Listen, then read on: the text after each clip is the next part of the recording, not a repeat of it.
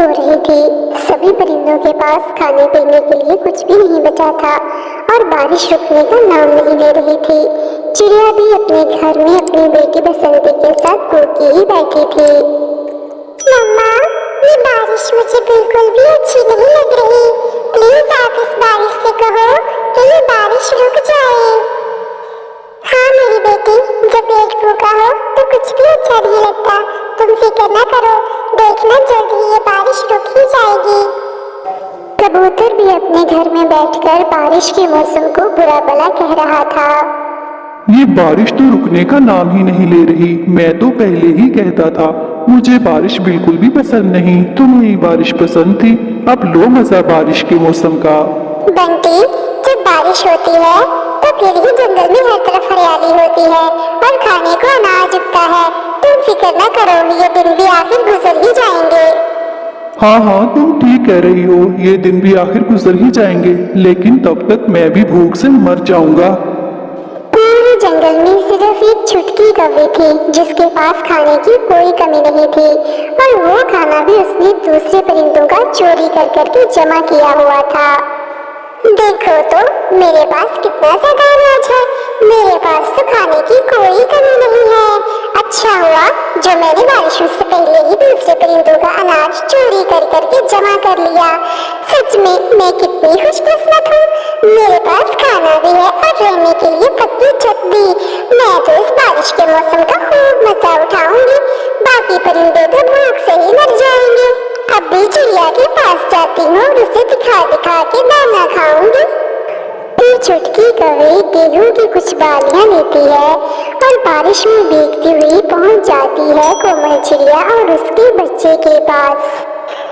कोमल चिड़िया, जरा देखो तो मेरे पास गेहूं की कितनी ज्यादा बालियां हैं। मम्मा मम्मा, देखो तो छुटकी आंटी के पास कितने ज्यादा दाने हैं। प्लीज आप मुझे इनसे कुछ दाना ले दो। छुटकी कौवे, तुम्हारी ये आदत बिल्कुल भी अच्छी नहीं है। अगर किसी को कुछ देना ना हो तो यूं किसी को दिखा दिखा के दूसरों के सामने खाते भी नहीं। हाँ, सच में बहुत मजा आता है जब मैं दूसरों को दिखा दिखा के खाती हूँ। मैं छुटकी कौवे हूँ, मैं तो ऐसी ही हूँ। छुटकी कौवे दाना दिए बगैर ही वहाँ से चली जाती है और कोमल चिड़िया अपनी बेटी को साथ लेकर लेट जाती है।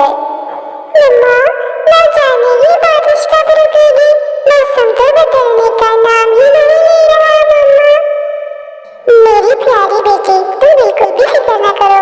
तुम देखना जल्द ही ये बारिश रुक जाएगी और बारिश के बाद जंगल में हर तरफ खाना ही खाना होगा। फिजा के बाद बाहर जरूर आती है। ये बारिशें भी हमारे लिए बहुत जरूरी होती हैं। बेचारी कोमल चिड़िया अपनी बातों से अपनी बेटी बसंती को बहला देती है और वो गहरी नींद सो भी जाती है, लेकिन वो खुद उदास और परेशान होकर बैठी रहती है।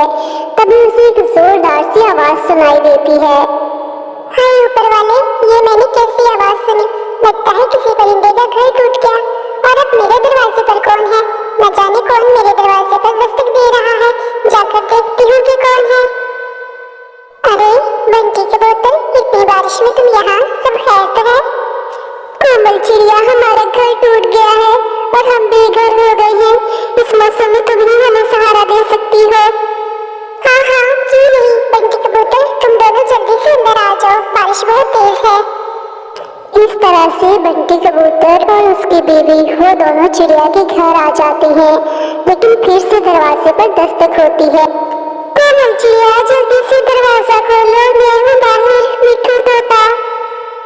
देखो तो बेचारा मिट्ठू तोता भी बेघर हो गया। ये तूफानी बारिश किसी का घर भी सलामत नहीं छोड़ेगी। फिर मिट्ठू तोता भी कोमल चिड़िया के घर आ जाता है।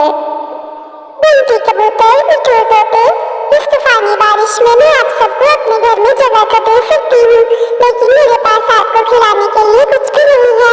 मेरी अपनी बेटी बसंती 2 दिन से भूखी है, इसने भी कुछ नहीं खाया। कोमल चिड़िया, तुम इस बात की फिक्र न करो, हमें भी सब मालूम है। 5 रोज से तो जंगल में तेज बारिश है, खाने को कुछ कहाँ से मिलेगा। और जो अनाज जमा किया था वो तो कोई चोरी करके ले गया। मेरे ख्याल से हमें इस वक्त चोर को तलाश करना चाहिए। क्या पता उसके पास से हमारा अनाज भी मिल जाए। पूरे जंगल में सिर्फ छुटकी कौवी ही थी जो पेट भरकर खाना खाती थी। एक दिन छुटकी कौवी के पास उसकी दोस्त गौरी कौवी आई। अरे आओ आओ गौरी कौवी, कैसे आना हुआ?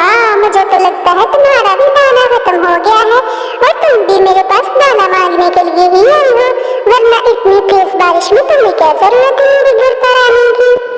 नहीं छुटकी कौवी, मैं तुमसे अपने लिए खाना मांगने नहीं आई हूँ। मैं तो जैसे तैसे करके गुजारा कर रही हूँ।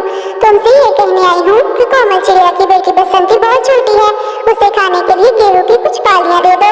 अगर तुमने उसे खाना ना दिया तो मैं जाकर सबको बता दूंगी कि उन सब परिंदों का दाना तुमने चोरी किया था, और फिर वो सारे मिलकर तुम्हारा जो हश्र करेंगे तो फिर मुझसे मत कहना, मैं तुम्हारी कोई मदद नहीं करूंगी। गौरी कौवी की बातें सुनकर छुटकी कौवी बहुत परेशान हो जाती है और वो सोचती है कि अब मैं क्या करूं। ये गौरी मुझे किस मुसीबत में डाल गई है, अब मैं क्या करूं? भला इतनी मेहनत से चोरी किया हुआ खाना मैं दोबारा उन परिंदों को दे दूं, लेकिन अगर मैंने उनको खाने के लिए कुछ ना दिया तो वाकई सारे परिंदे तो मर जाएंगे। फिर मैं अकेले इस जंगल में क्या करूंगी?